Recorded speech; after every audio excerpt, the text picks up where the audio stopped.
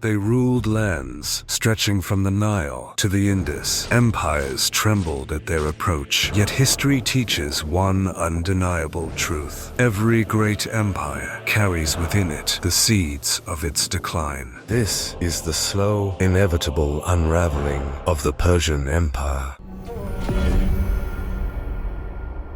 The Rise and Fall of the Persian Empire, Part 13. The slow decline begins. In 479 BCE, following the naval defeat at Salamis, Xerxes withdrew to Persia, leaving his general, Mardonius, with a formidable force in Greece. Mardonius regrouped near Plataea, hoping to salvage Persian ambitions. The Battle of Plataea began not with immediate bloodshed, but with an 11-day standoff. Neither side dared attack directly. The Greeks wary of Persian cavalry in the open, the Persians wary of charging a disciplined phalanx uphill. Eventually, Persian cavalry cut Greek supply lines, forcing the Greeks into a chaotic nighttime withdrawal. Seeing their lines fragmented, Mardonius thought they were retreating in panic. He ordered his troops forward, eager to exploit the apparent disorder, but it was a costly miscalculation. The Greeks,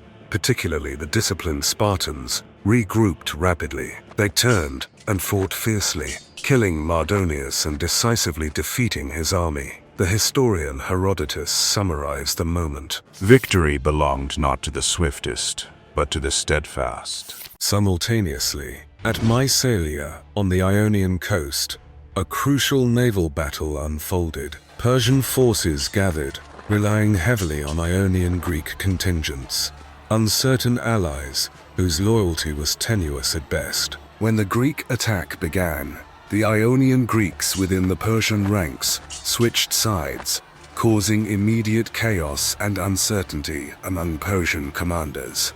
The Persian navy was decisively destroyed, crippling Persian naval supremacy in the Aegean. Mycenae marked the final significant Persian attempt to control Greece directly. The twin defeats at Plataea and Mycenae devastated Xerxes. He returned to Persia, shattered by personal humiliation and loss of prestige. He abandoned dreams of further military conquest, turning instead inward. He devoted himself to constructing grand palaces, gardens, and monuments at Persepolis, impressive structures, yet symbols of retreat rather than victory.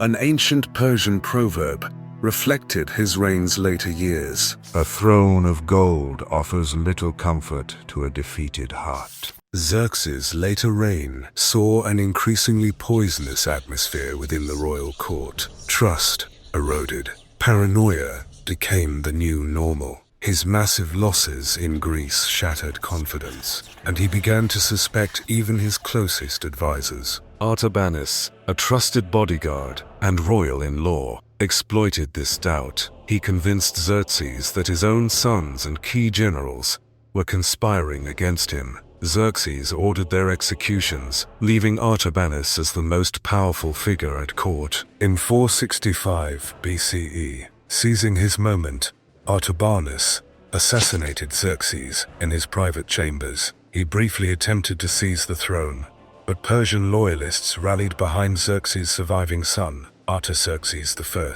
who swiftly had Artabanus executed. Historian Ctesias recorded, In Persian courts, loyalty was a rarer treasure than gold. This act marked the beginning of sustained instability at the highest levels of Persian governance. After Xerxes' assassination, the throne passed through a series of increasingly constrained monarchs. Artaxerxes I, 465 to 424 BCE, a cautious stabilizer who quelled revolts through diplomacy, but failed to inspire beyond the capital, allowing regional autonomy to grow. Darius II, 423 to 404 BCE, reliant on court favorites and eunuchs, his reign was marked by rampant corruption and the rise of satrap power. Artaxerxes II, 404-358 BCE, longest reigning but beset by the revolt of the satraps and a bitter civil war against his brother Cyrus the Younger at Cunaxa. Artaxerxes III, 358 to 338 BCE, assertive and ruthless, he reconquered Egypt but ruled through fear, poisoning future loyalty. Xerxes, 338 to 336 BCE, a boy king, installed amid palace plots, he served as a puppet until his assassination.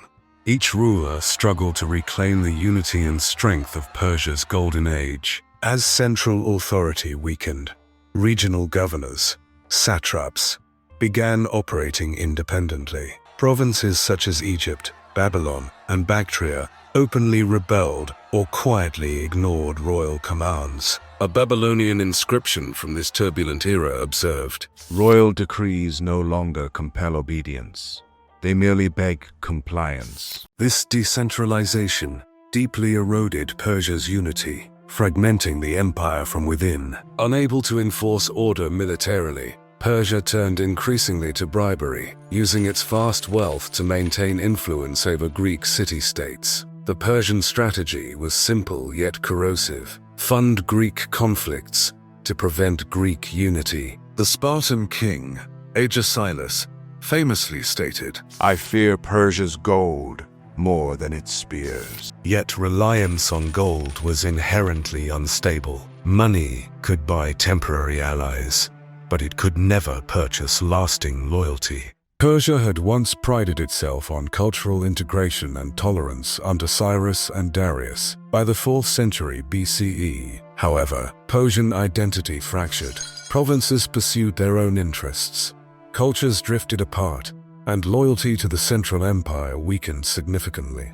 This cultural drift mirrored the political fragmentation, leaving Persia vulnerable and disunited. As Persia declined, Macedon, under Philip II, emerged as a dominant regional power. Philip's son, Alexander, educated by Aristotle, grew up inspired by Persian achievements, but convinced of their vulnerability. Alexander confidently declared, There is nothing impossible to those who dare.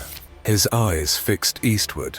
Alexander prepared to challenge the fading Persian Empire directly. By the late 330s BCE, Persia outwardly remained vast and powerful, but internally was deeply fractured and vulnerable. Decades of decay, intrigue, and weak governance had hollowed out its once formidable strength. Across the Aegean, Alexander's armies gathered, poised to strike. Persia stood on the brink, not just of defeat, but of collapse. Persia had survived invasions, rebellions, and internal decay, but now, facing the greatest military mind the world had yet seen, its survival hung by a thread.